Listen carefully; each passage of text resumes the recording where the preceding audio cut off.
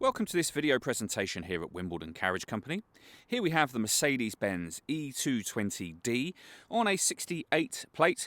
I'm going to start off by showing you around the outside of the car, and then we'll hop in and run through some controls on the inside. From the outside you can see it's a 5-door estate vehicle.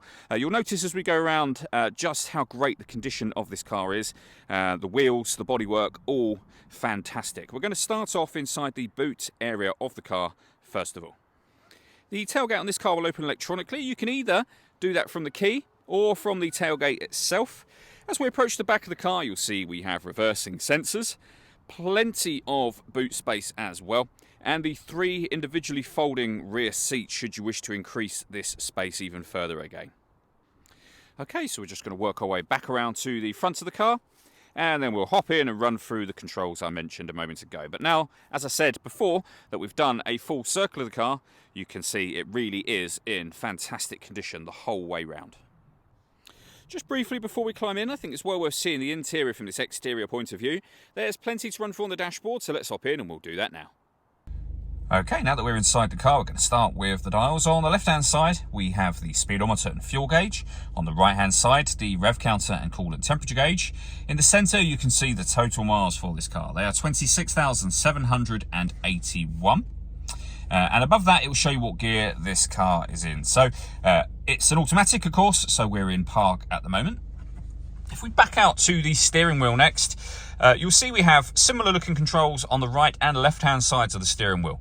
The right-hand side of the steering wheel controls what is going on in the center of your dials just there. So lots of different things you can have, including a digital readout for the speedometer, and you can access various other menus as well. So you can swipe left and right here. You can come back to a home screen that will give you these options, and say you can enter any one of these you wish to. So for example, you can enter your satellite navigation menu.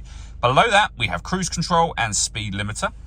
Over on the left-hand side, we have our stereo and phone controls, and these buttons, which mirror these ones, are for the central screen just here and work in exactly the same way. So you can come back to the home screen.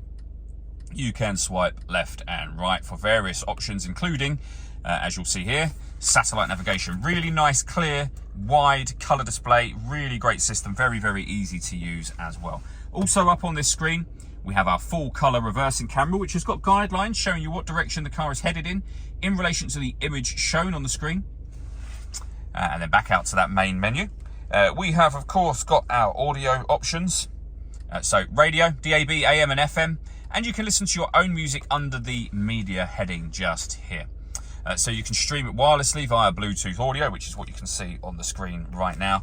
You can connect up various other devices, USB for example, as well. Working our way down from that, we have our dual zone climate control.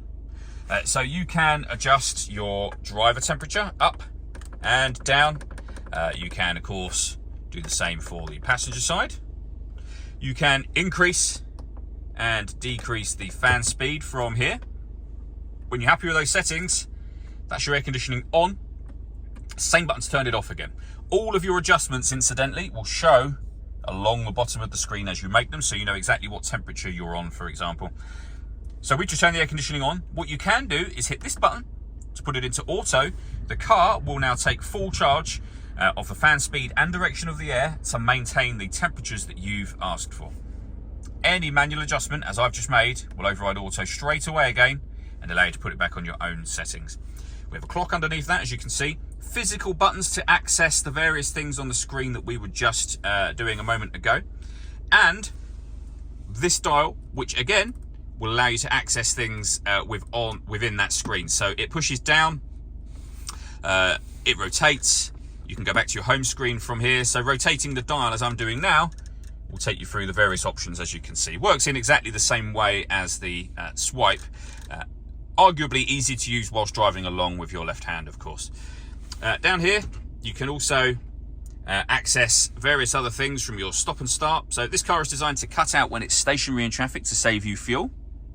That system is off when that light shows. We can alter the camera settings. We can turn our parking sensors on and off. The volume for the stereo is just here.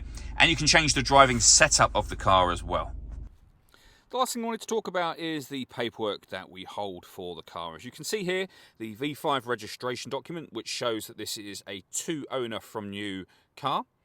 2 keys, as you can see, and then the service records for the car that we've got here. So first service in 2020 at Mercedes main dealer. Same again for service 2, Mercedes main dealer in 2021, and again for service number 3 in 2022. It's worth us pointing out that if any vehicle that we sell requires an MOT within the 6-month period at the point at which we sell it, we will do that for you as well. All that leaves me to say is thank you for taking the time to watch this video. If you'd like to come and see the car for yourself and have a test drive, or you'd like a live bespoke video walk around of the car, please feel free to give us a call here at Wimbledon Carriage Company. We'd love to hear from you soon.